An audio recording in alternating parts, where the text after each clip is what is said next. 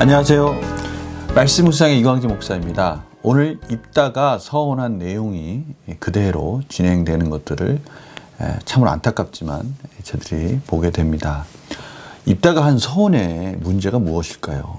이 서원이라는 의미를 저들이 잠깐 생각해 보면서 오늘 본문이 주는 메시지를 또 깊이 나누는 시간 갖도록 하겠습니다. 제가 기도하고 시작하겠습니다. 하나님 아버지 감사합니다. 저희들 오늘 또 사사기 말씀을 통해서 하나님과의 관계 속에서 하나님을 믿는다 하며 혹시 저희들이 경솔하게 함부로 하나님을 대하지는 않고 있는지, 예배한다고 하나 우리의 중심이 혹시 우리에게 있지는 않은지, 이러한 부분들을 오늘 깨닫게 하여 주시옵시고 오늘 본문을 통해서 말씀하시는 하나님의 음성을 듣는 시간 갖도록 하여 주시옵소서. 성령님 깨닫게 하시고 조명하여 주시옵소서. 감사드리며 예수님의 이름으로 기도드립니다. 아멘. 사사기 11장 34절에서 40절 말씀을 제가 봉독해 드리도록 하겠습니다. 입다가 미스바에 있는 자기 집에 이를 때 보라, 그의 딸이 소고를 잡고 춤추며 나와서 영접하니 이는 그의 무남 동료라. 입다가 이를 보고 자기 옷을 찢으며 이르되 어찌할꼬 내 딸이여, 너는 나를 참담하게 하는 자여, 너는 나를 괴롭게 하는 자 중에 하나로다.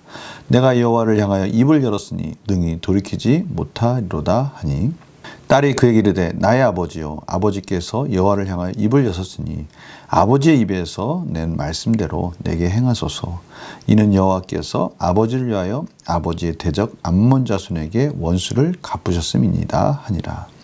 또 그의 아버지가 이르되 이 일만 내게 허락하사 나를 2달만 버려 두소서.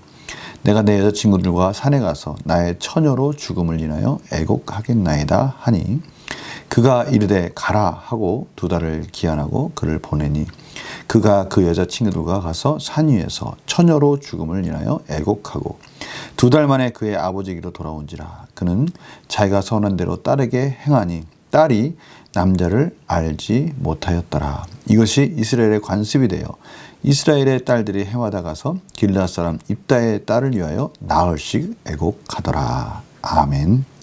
오늘 입다가 승리하고 돌아올 때 그를 맞이한 첫 번째 맞이한 자는 그의 무남 동료 딸이었습니다. 오늘 그 부분을 강조하고 있습니다. 딸이 소고를 잡고 춤추어 나와서 영접하니 이는 그의 무남 동료라. 이 무남 동료라는 부분이 강조됨으로 인해서 입다가 이 딸을 얼마나 소중히 또 사랑했는지를 표현하고 있습니다. 그러니까 입다가 이를 보고 자기 딸을 이 번제물로 드려야 된다는 생각을 하니 참으로 안타까워서 그가 자기 옷을 찢고 내 딸이여, 넌 나를 참담하게 하는 자여, 넌 나를 괴롭게 하는 자 중에 하나로다 라고 통곡하는 장면을 보게 됩니다.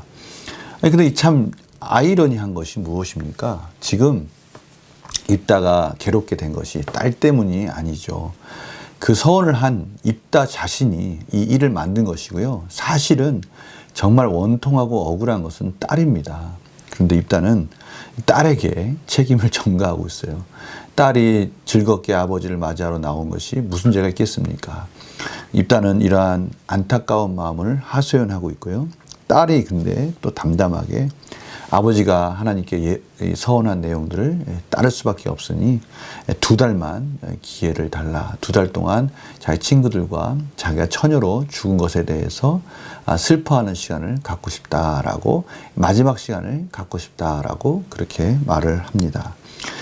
그리고 나서 2달이 지나고 나서 딸이 돌아오게 되고요.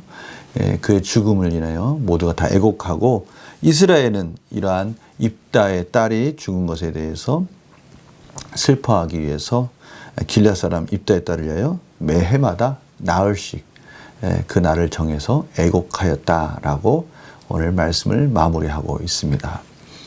혹자는 정말 입다가 딸을 번제물로 드렸을까라고 해서 여러 가지 주장을 합니다.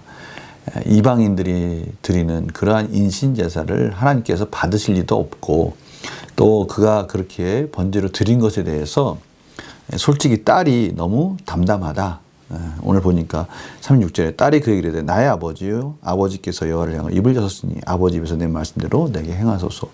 어떠한 토도 달지 않고 그것에 대해서 담담하게 너무 받아들이고 있지 않느냐. 또 38절에도 여자친구가 가서 산에서 처녀로 죽음을 인하여. 그다음 39절에 보니까요. 자기가 서원한 대로 딸이 행하니 딸이 남자를 알지 못하였더라. 이렇게 표현되어 있는 걸 봐서 아마도 성전에서 평생 결혼하지 못하고 봉사하는 여인으로 그가 죽었다라는 것에 대한 것이 아닌가라는 그러한 주장도 합니다. 그러나 사실 그런 것 때문에 오늘 40절에 보니까 길앗 사람들이 해마다 입다의 딸을 위하여 애곡할 이유가 있겠습니까? 그러한 일들을 통해서 사실은 뭐 그건 기쁜 일이죠. 어떻게 보면은 한편에서 보면은 하나님의 성전에서 헌신할 수 있다는 것, 이것이 그렇게 매해마다 애곡할 일은 아니지 않습니까? 오늘 분명한 것은 입다는 번제물로 드리기로 했고요. 또 앞에서 보니까 나를 맞이하는 그 무엇, 그것에 대해서 사람의 어떤 지지대명사가 아니라 하나 영어로 it이 될 수 있는데요. 동물이 될 수도 있고 생물이 될 수, 어떤 생물이 될 수도 있다는 것이죠. 그러니까 집에서 키우는 어떤 애완견이 될 수도 있고요. 또 사람이 될 수도 있지만 그렇지 애매한 그러한 표현을 했다라는 의미에서 이것은 번제를 인신제사를 생각한 것은 아니다라고 하지만 사실 오늘 흐르는 문맥상 보면 이것은 충분히 입다의 딸이 인신제사로서 번제물로 드려졌다라고 저희들이 이해할 수 있을 것 같습니다. 연구와 묵상한 시는 보겠습니다. 입다는 왜 자신의 딸을 향해 참담하게 하는 자, 괴롭게 하는 자라고 말합니까? 입다 자신은 자신이 서원을 할 때 이러한 참담한 결말이 나타날지는 꿈에도 생각하지 못했을 것입니다.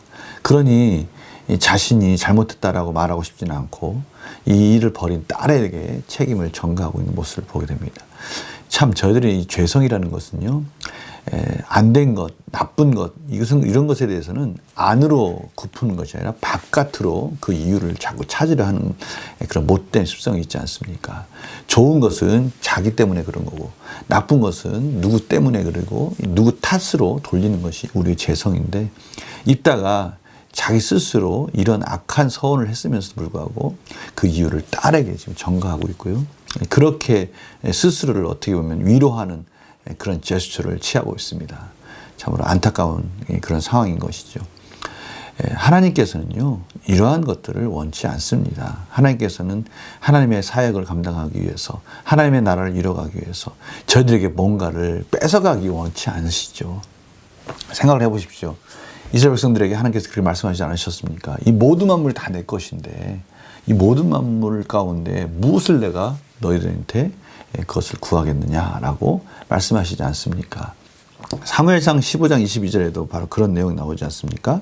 사무엘이 이르되 여호와께서 번제와 다른 제사를 그의 목소리를 청종하는 것을 좋아하신 같이 좋아하시겠나이까? 순종이 제사보다 낫고 듣는 것이 순양의 기름보다 나으니. 이스라엘 백성들은 끊임없이 무엇인가 좋은 것, 또 정성스럽게 하나님께 드리면 하나님이 기뻐하신다라고 생각을 했습니다. 그러나 순종하지 않는 그런 것들이 무슨 의미가 있겠습니까? 하나님이 기뻐하시는 일에 그 삶이 따라가지 않는 어떠한 정성과 제사를 하나님이 기뻐하시겠습니까? 하나님이 뭐가 부족하십니까? 기름이 부족하십니까? 피가 부족하십니까? 하나님은 저에게 원하시는 것은 삶이 동반된 그런 영과 진리로 드리는 그러한 예배를 하나님께서 원하시는 것이죠. 지금 입다가 바로 그 부분을 착각한 것이죠. 하나님께서 원하시는 진정한 예배는 영과 진리로 우리의 마음의 중심이 또 하나님의 말씀 가운데 순종함으로 드려지기를 원하신다라는 것을 저희들이 깨닫게 되는 것입니다. 느낀 점 보면요, 하나님과 협상하려다가 자신의 딸을 번제로 드려야 하는 상황에 놓인 입다를 보면 무엇을 느낍니까? 절대 저희들은요, 하나님 앞에 나아갈 때 조건으로 나아갈 수 없는 것입니다. 제가 예전에도 늘 강조하듯이 저희 주기도문에 보면 그런 부분 있지 않습니까? 우리가 우리에게 지은 죄를 용서한 것 같이 저희들의 죄도 용서하여 주시옵소서. 이 조건이 아닙니다. 제가 이렇게 할 테니 하나님도 저한테 이렇게 해 주십시오. 이러한 조건적 주기도문이 아니지 않습니까? 이것은 청원입니다. 청원. 하나님, 하나님 원하시는 삶을 살려고 최선을 다하겠습니다. 저에게도 긍휼함을 허락해 주시옵소서. 저희들은 항상 그러한 겸손함으로 하나님께 나아가는 것이죠. 하나님께서 뭐가 부족하다고 저희들에게 그런 것들을 요구하시겠습니까? 하나님 원하시는 것은 오직 저희들의 마음이다. 마음. 저희들의 중심이죠. 저희들의 중심이 하나님께 온전하게 세워진다면 저희들의 중심 가운데 당연히 삶과 또 물질들도 따라갈 수 있겠죠. 그러나 저희들의 마음이 없이 겉모습만 그렇게 거창하고 오늘 입다와 같이 말도 안 되는 걸 가지고 자신의 열심만을 드러내려고 한다면 이것은 하나님이 기뻐하시는 예배가 아닌 것입니다. 그래서 결단과 적용도 바로 그겁니다. 하나님과 협상하면서 내 유익을 채우려고 했던 경험이 있다면 언제였습니까? 내 기도 제목을 응답하려고 내가 원하는 소원을 이루고자 하나님께 뭔가를 이렇게 드리는 그런 모양이라도 하면 안 되는 것이죠. 저희들이 예배 가운데 특히 조심해야 됩니다. 예배를 저희들이 정성스럽게 드리는 것은 좋습니다. 그런데 모양만 그래서는 안 되는 거예요. 그 마음, 중심, 그리고 삶이 동반되는 이러한 예배가 돼야 될 것이고요. 이러한 삶으로 하나님께 나아간다면 마치 과부가 참으로 부끄러운 마음으로 두렙돈을 드리는 그때 주님께서는 그렇게 말씀하지 않습니까? 저렇게 많은 부자들이 드리는 그 돈에 비하면 정말 초라한 그러한 돈이지만 과부는 전부를 드렸다. 그 말씀 무엇입니까? 마음과 중심과 그 모든 그 과부가 가진 것을 다해서 최선을 다하는 그 모습, 그것을 하나님이 받으셨다라고 말씀하시는 것입니다. 저희들에게 원하시는 것은 바로 그것입니다. 그것. 하나님께 진정한 서원을 한다는 것은 저희들이 가진 것, 너무나 주신 것에 대해 감사해서 저희 소중한 한 부분을 즐겁게 드리는 것, 이것이 소원이지 삶과 마음의 중심은 없지만 그저 내 욕심을 채우기 위한 그러한 서원은 하나님 기뻐 받으시지 않는 것이죠. 오늘 입다의 이런 모습을 보면서 저희들이 오늘은 이러한 적용을 했으면 좋겠어요. 삶으로 드리는 예배, 저희들의 삶이 동반된 저희 삶 속에서 하나님의 거룩함이 드러나는 이러한 예배가 될 때 하나님께서 그 예배를 기뻐 받으시고 그 예배와 함께 드리는 헌금, 또 여러 가지 내용들, 기도의 제목들 하나님이 기뻐 받으실 줄 믿습니다. 제가 기도하고 마치겠습니다. 하나님 감사합니다. 오늘 입다를 통해서 저희들 삶 속에서 저희들도 모르게 감히 하나님 앞에 경솔하게 저희들이 함부로 무엇인가를 드린다라고 말할 수 있는 그런 실수를 저질러 수 있다는 것을 오늘 보았습니다. 저희들이 하나님께 무엇을 드릴 수 있겠습니까? 저희들은 오직 하나님이 기뻐하시는 순종과 저희들의 마음의 중심으로 하나님께 찬양하며 예배드리는 것이라는 것을 오늘 가르쳐 주셨사오니 오늘 하루 그렇게 살아갈 수 있도록 은혜를 베풀어 주시옵소서. 감사드리며 예수님의 이름으로 기도드립니다. 아멘. 오늘 하나님께서 저희들에게 마음의 중심으로 하나님을 바라보며 순종하며 거룩한 삶으로 예배를 드리라고 말씀하십니다. 오늘 그러한 삶 가운데 하나님의 놀라우신 은혜가 저희 오늘 온종일 쏟아 부어지기를 간절히 축원합니다. 내일 또 뵙겠습니다. 안녕히 계세요.